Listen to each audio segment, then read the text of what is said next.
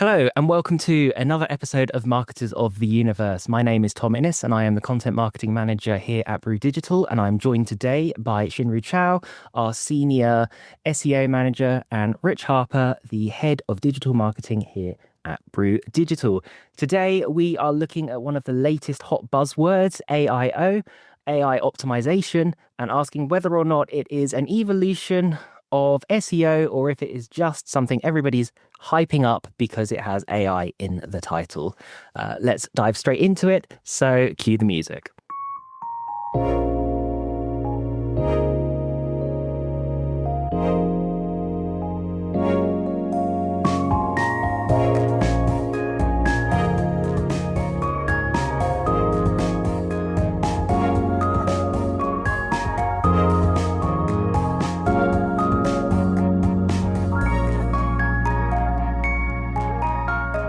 Great. So I have structured this in a typical funnel format, something that all of us marketers can understand. So we're going to start broad and then go further down. And we're going to begin by contextualizing the environment. ShinRoo, shall we start with what AIO actually is and whether or not you view it as a new technical discipline, or is it just a rebrand of SEO? So when you mentioned AIO, the first things I thought of is just like AI overview from Google.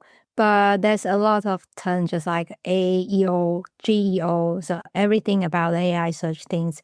I think it's not simply a rebrand or just like different from SEO. It's more like a extend traditional SEO practice. So while we know the traditional SEO focus on optimizing for like a search engine crawler that keyword ranking or rank the page, but the AI search targets more like language models that analyze, interpret, and compose information from like a lot of different source. So this approach emphasizes clear structure, direct answers, and so-called topical authority. So the content can be easily understood and cited rather than just like indexed or ranked. So from an on-page perspective, do you feel that optimizing for an LLM is different from optimizing for a standard crawler? It's not like totally different. It's more like you shift the focus from one to the other. So just like we mentioned, the content should be more structured. So structured data is actually quite important. How you use different terms as an entity and that those like AI search platform understand your topic is also important. So I wouldn't say it's like totally different. You need to have a brand new tactic to deal with the on page, but just kind of prioritize different things. Great, thank you.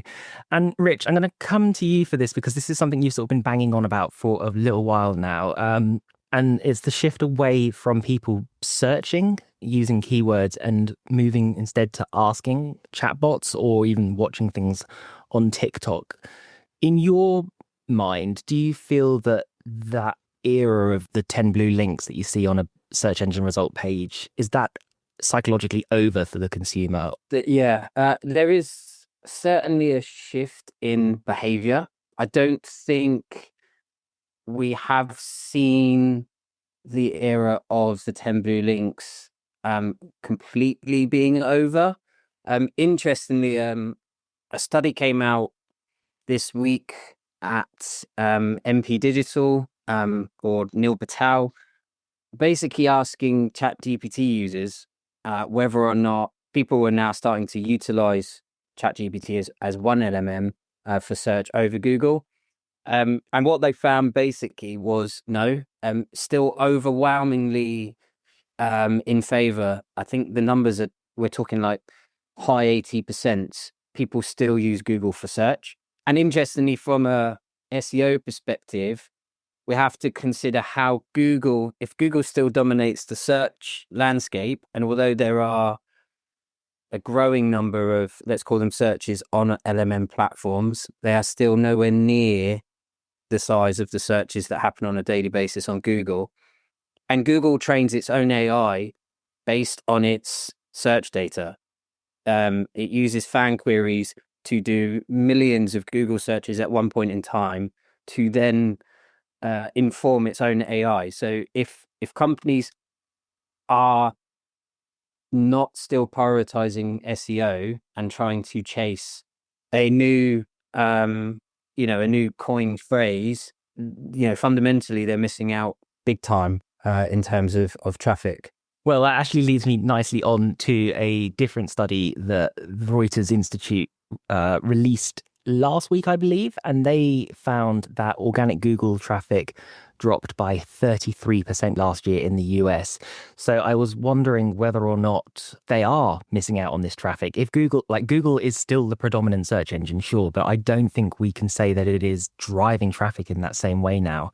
So when you see a number like 33% drop in organic traffic, do you feel that SEO is failing, or is this now the cost of doing business that companies need to accept? You are going to see less traffic. Are you saying traffic's dropping from Google to an external site? Yeah.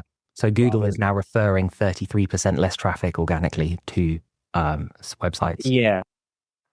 So SEO is not failing in that sense. It's a change in mindset from marketers. Traffic is no longer the key metric, but that doesn't mean that the impact that search is having on your brand is not valuable. What we need to do is move away from measuring stuff in isolation, which we've always been very good at, because as marketers, we need to be able to, have metrics to prove our value. And I think that's the wider story is not is SEO failing, is marketing failing at a board level, because we've always used, really these vanity metrics to try and prove our worth. If we start talking the language of the board and we start talking the language of key stakeholders at that table, which are often, the CEOs, the finance teams, none of these people care about site traffic. They care about the ultimate end goal, which is often pipeline revenue, that side of the business. And we've always been, as a industry, not close enough to being able to prove that. So the fact that traffic is down is a concern, but if we look at things a bit more holistically and a bit more from a kind of multi-channel perspective and not worry so much about the individual KPIs, search is playing its part in a kind of wider impact on a business than just they typed in this keyword, they then clicked our site, they then hit our site and got the information. And I think it's more of a readjustment in our minds than being too concerned about that particular drop, if that makes sense. Yes, absolutely. We'll come back to looking at metrics a little bit later, but I wanted to focus on the pipeline first. ShinRoo, so the data also suggested from Reuters again that the utility content, i.e. definitions and the basic how-tos, etc., are getting hit hardest because AI can answer it instantly, basically. The Google AI overviews will just answer your question and never refer you to a website. In the past, a lot of strategies, including our own to an extent, has revolved around resource hub content and creating that value add, all that top of funnel educational content even. If we're not getting the clicks anymore, is there any technical reason to keep producing those pages? I.e., am I basically going to be out of a job? No, you still have your job. So the short answer is like we can't stop creating top of funnel educational content. So it's not like you should stop it, because even when user don't click, these pages still kind of train the AI system to recognize the expertise or cite the brand and shape how answers are generated. So you still need the content to fit in the AI search platform. So technically, they are still essential for topical authority, like internal linking and the influencing higher intent journey later on, even if like click-through rate is lower. So that's why they are talking about how to organize or structure your topic properly is kind of will be helpful for you to being cited or being one of the source in the AI search platform, because those top of funnel content still improve the content structure and the entities, making the topic stronger. So we still want to focus on that content cluster going forward, on the hope of being cited or having our content scraped by AI. Okay, that's good. Reassuring that I have a job somewhat for the short term, at least. On the flip side, we've seen query fan out be spoken about a lot now, where AI can break one question into 5 sub questions. Do you see much opportunity there for us? And how, if so, do we capture those secondary questions? Again, sure as a yes. The query fan now is kind of real opportunity, but only if the content is built and structured to capture the sub questions, not just like a headline query. So, for example, if a user asks, how should we structure Jira for growing team? So the AI system will break down to like, the question this user asks is like, what is Jira hierarchy?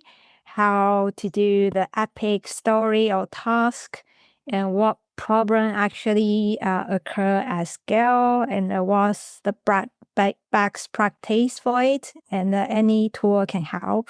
So it's kind of AI think like, it's not just one question; it's like 5 different questions. So they will put the answer from multiple sources and to synthesize one response. So if we want to capture the secondary questions, we need to structure the data using like a clear question basis and the headings, and answer each one directly in like a few short sentence. And this answer should be like easy to extract with supporting page, just like internal linking is important to the pillar page and to the subtopic pages. So you can show the authority that you have on this topic. So the focus is on clarity and the structure first, with the kind of a light use of structured data where it helps. Great. Are we going to end up with just pages that are FAQs all the way down, which is like header, answer? It's more than that. Of course, FAQ is due, like everyone finding, not everyone, but most people finding helpful. But it's more like you can have like a one pillar page to discuss the topic broadly and break down into different paragraph, like a different question. But for those sub question, you can actually expand to like a subtopic to use more supporting content. So it's kind of a triangle way. You have pillar pages, the main topic, and you have subtopic to support this pillar. And then you have subtopic to support the subtopic and the pillar. So it's like how you structure your content into a more organized way is very important. Okay, it's sounding a bit matrix webby, just like it's over here, it's over here, it's everywhere, and much shorter as well. Mm-hmm. Shall we talk about metrics then? I know Rich has a real bugbear around vanity metrics, etc. If we're seeing traffic drop, do we need to sort of forget about click-through rates now? And if AI is just scraping all of our content, amalgamating it all into an AI overview that doesn't really send any traffic to us, are there any opportunities to actually monetize that or view that click-through rate as a win? Or is it now wholly vanity and we just need to forget it? Yeah, I guess in essence, it's always been a little bit of vanity. Like we said in the previous section, it's about marketers proving their worth. Search strategy, I think, has moved. Like we said, website traffic is decreasing. It's going to continue to decrease. I think Google may say that it's not decreasing at the rate that some of those reports are suggesting. And I guess it really depends on what research you read. I have seen Google kind of talk around about 2.5%, or in general, search traffic is fairly stable. We look at our clients and we do see certain channels, organic channels are showing a decline. But it's about changing that viewpoint. So CTR is still important in a way, but it's about looking at search as a visibility and a brand perception tool. It's about building, brand authority. I think you can see that behavior suggests that if a brand is mentioned in an AI overview or a snippet or an LLM, there's almost an element of trust that forms. And then look at other related traffic, such as brand searches on Google. Use Google Search Console to measure if your brand is being mentioned more. Use Google Analytics or other analytics programs to look at whether or not direct traffic is increasing. If there's no click directly from the organic listing, but you're seeing increases elsewhere, it shows that you are having an impact. I think it's, like we said, moving away from focused on keywords, start to think about more conversational search and how people are looking for you. Do not neglect the basics. And like I said, look at it from a kind of a multi-touch point perspective. We've always talked on this podcast about the full funnel approach, and we've always talked about ensuring that, when we've talked about paid media, if your brand is not strong, your paid media is going to be expensive. All of those rules apply in this essence. Make sure your brand is strong online, and you will, I think, negate some of the declining traffic. You just need to look at it more holistically than a single metric. Yeah, no, that absolutely makes sense. Just quickly detouring, when you are searching, and this is a question for both of you, when you're searching and you get an AI overview answer, how many of you are actually looking at where that has been sourced from and looking at the list of websites? Or do you just take it as granted that what it says it's true now?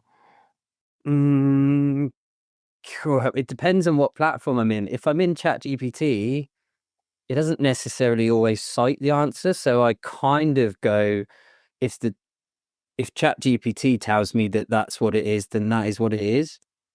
When I'm still a little, obviously on Google, I read the AI overview or if I'm in AI mode, but I do often then click through to the source. Because for me, at the end of the day, especially some of the stuff I'm doing, if it's work related, I want to see the research. I want to know, and ultimately, at the end of the day, like we've already cited in this podcast episode, there are a lot of different surveys and research papers about geo, AI, SEO currently, and the fact that traffic's declining. And you're going to have to make a conscious decision of which research you follow, because there's no gospel answer to say this is exactly what's happening. And even if we go back into the world of SEO, none of the search platforms have ever told you exactly how their ranking algorithms work, because they don't want it stolen. And so that's not going to change now. So yeah, it depends on the platform. Going back to your question, Tom, if the source is cited, I think I would click through. If it's in an LLM, yes, I probably do take it for face value. So yeah, I'm gonna use a very typical SEO response, just like it depends. And for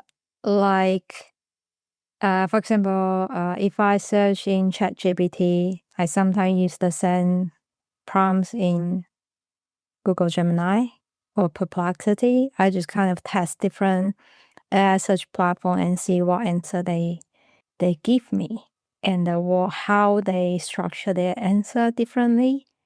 So if there's, of course, just like Rich said, sometimes ChatGPT or those AI search platform, they not necessarily give you the source. But if they have, I will check who are these source. If I search AI overview, it's more like easier and clear to see where those information from, and I will just I will just check all of them to see if there's any brand or any website actually I'm familiar. So I'll probably check those websites first. If I still can't find the answer to satisfy my curiosity, I will kind of click out the link as well. So it's kind of mix and match, depends on the situation, depends on the question. Yeah.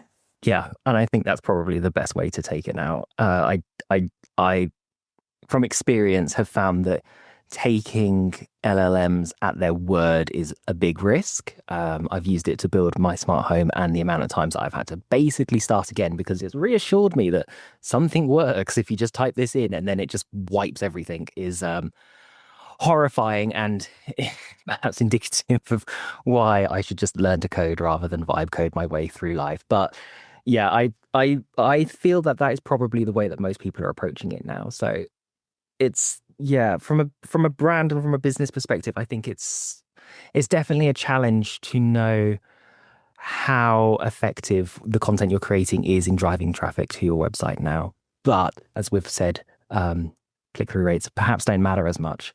So ShinRoo, if Rich turned around tomorrow and said, click-through rates, don't worry about them anymore, don't track them, don't worry about them, what would you focus on instead? What would be your Northern Star metric? Yeah, if CTR matters less, the dashboard probably will need to shift from click, which is traffic, to visibility and influence. So I think the most practical metrics are like a search visibility by topic, presence in AI overview, or like a generative answers. And of course, the brand and the entity mentioned across like a priority queries, even when no click happens. So it's more like a shift your mindset from only traffic clicks that matters, but now you need to check impression session or even the times on your website. It's kind of a broad mix of metrics you need to look at, and not just traffic. So we are actually measuring whether the brand is seen, cited, or trusted in the answer set, not just whether someone want to click through. So, for example, if the old metric is click-through rate, the new invisible metric could be like citation per response. Or the old metric is keyword ranking. Now it will be more like an entity authority score. So just to understand how AI, like, does the AI search platform use your content, how they use it, and how the AI understand your brand as an expert, and how to make sure the high value traffic actually come from those AI platform. It's kind of need to change the metrics. Yeah. And how easy is it to actually track things like brand authority or AI citations? Because click-through rate is pretty easy, although GA4 did their best to break it. Click-through rate is pretty straightforward. It's like somebody's hit this website, okay, cool. Whereas now you're looking almost esoterically at this is how much somebody trusts my brand. How do you actually track that? I would say it's not like the old way to track all the data, but there are more and more tools that you can actually track if you get cited or get as one of the source from those AI search platform. But it just you need some budget to kind of invest in those tools. Or you can start with like a manual search. Use those prompts, just like try to talk with your sales department, or try to think about what kind of question the potential user will ask about your product or service, what kind of question they are looking for answers. So it's still not like 100% easy to do those tracking data, but I think that it will be, it will get there. And it just like you probably need to put aside a bit like marketing budget on those tools. And of course, you can also manually search. Okay. So everything is just going to get more expensive for marketing teams. That's where we're at. The future of AI is here, everyone. So Rich, industry consensus seems to be that the middle is dead, and you're now at a point where you need to either have massive authority, as you mentioned previously, or be personality driven.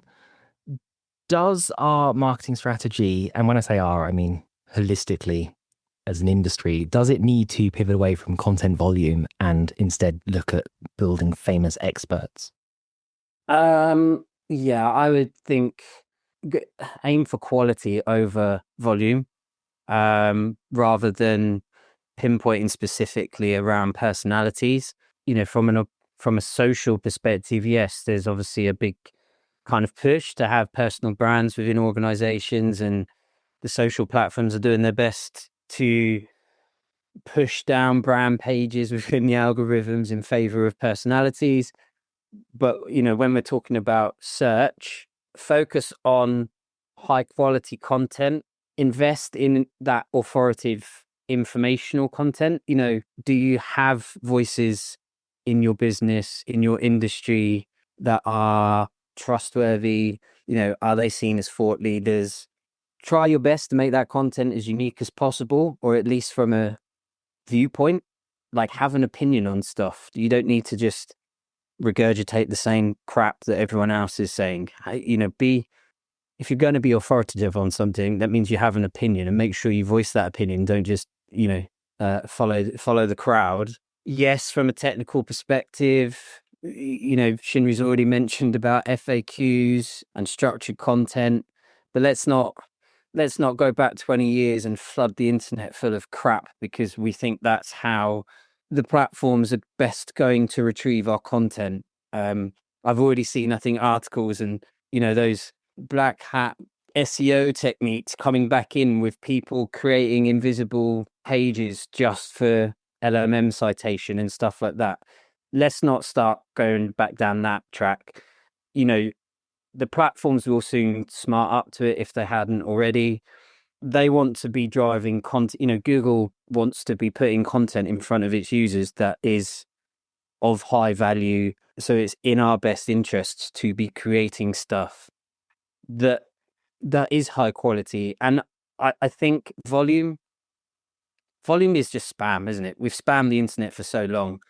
Let's get out of that mindset and start thinking about what is actually driving value for our businesses, and what do our customers, we've talked about this before, what do our customers need to be hearing? What do they want to be reading about? And what is relevant to them? Then produce content that matches that. You don't need to write 10, 15 blogs about the same thing every month because, well, believe me, one, no one cares, and two, no one's reading it because the traffic is not going to be there.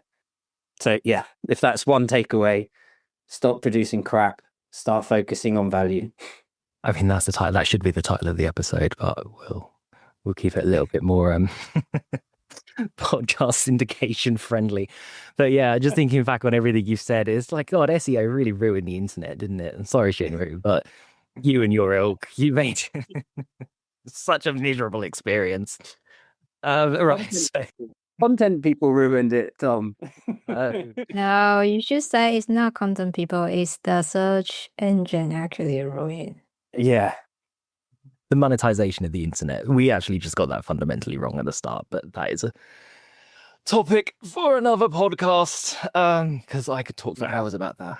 And we're probably about to make the same mistakes with AI when it comes to monetization. So we haven't learned anything. Well, no, I mean, who is it? ChatGPT, OpenAI have now said, we're going to stick ads in, and that's the end of that product. Yeah. There you go. Every social media channel. Oh, no, it's free. It's this is how we're going to communicate moving forwards. But we actually need to make money. Let's just flood it with ads and then piss everyone off. Yeah. But it's one of the most lucrative industries in the world in terms of like margin. So you can understand why they do it, but it's just a bit shit, isn't it? Anyway, let's wrap this up before we get all existential. Very quick answers here. ShinRoo, what is one thing that SEO needs to stop doing immediately? Maybe just need to start optimizing purely for click or traffic. But I guess, or I think most of SEO they know about this is more about how they tell other people or how they do the education, like tell other people to shift the mindset. So yeah, that's it. So we've got to stop doing and then start doing as well. Yeah. Love it. Helpful. And then, Rich, one thing that CMOs need to start paying for immediately. Paying for? Yeah, they've got to spend some cash. What should they put it towards? You drop a self-promotional hint that they could work with Brew Digital and we will support their all their digital marketing needs. I'll allow it, yes.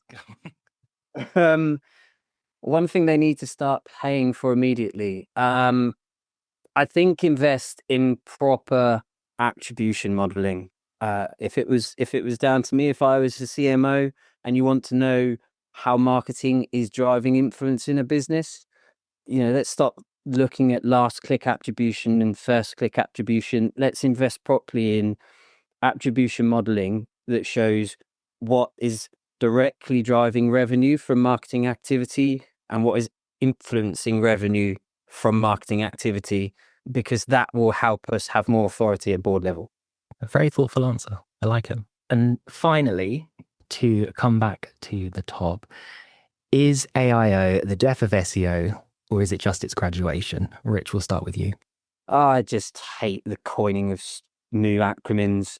Is SEO dead? No, it's not. This is the evolution of digital search behavior. Let's call it for what it is. It is still search, regardless of whether it's on an AI platform or Google, or should we say Bing, or any other available search engines. It's not the death. It's the evolution of search. Let's stop thinking. We've done this forever, haven't we? It's like, oh, email marketing's dead, search marketing's dead, blah, blah, blah. If everything's dying, how are we as businesses getting in front of people? Yeah. So no, it's not the death. Let's stop making up new words for things that already exist. Let's just focus on what it's always been about, is getting in front of the customer with the right message at the right time. ShinRoo, anything to add? It's just very interesting. I have seen so many people discussing, oh, SEO is gonna be the death of SEO for the last, I don't know how many years. Everyone's talking about this. But definitely it's not the death. It's just, like you said, the graduation from a transactional model. It's just like, I provide a link, you give me a click, to a more like authoritative model. Is like, I provide the answer, you recognize my brand, something like that. So that's only applied to those low value thin content, like the quantity things that AI can summarize easily. But for the AI search era, is the new opportunity to own the entity search landscape, but not just the blue links. So what we're hoping for is the end of endless churn and instead intelligent contributions to the web. Yeah. One can hope. One can hope. Anyway, thank you so much. Thank you so much for listening today. We love that you enjoyed our content. If you did enjoy it, please leave a like and give us a follow. And if you didn't enjoy it, send it to somebody you don't like, because there's no point us both being disappointed. So we have been Brew Digital. I've been Tom Inniss, ShinRoo Chao and Rich Harper have joined me for this discussion on click-through rate. Thanks very much for listening, and we will catch you in the next one. We have been Marketers of the Universe.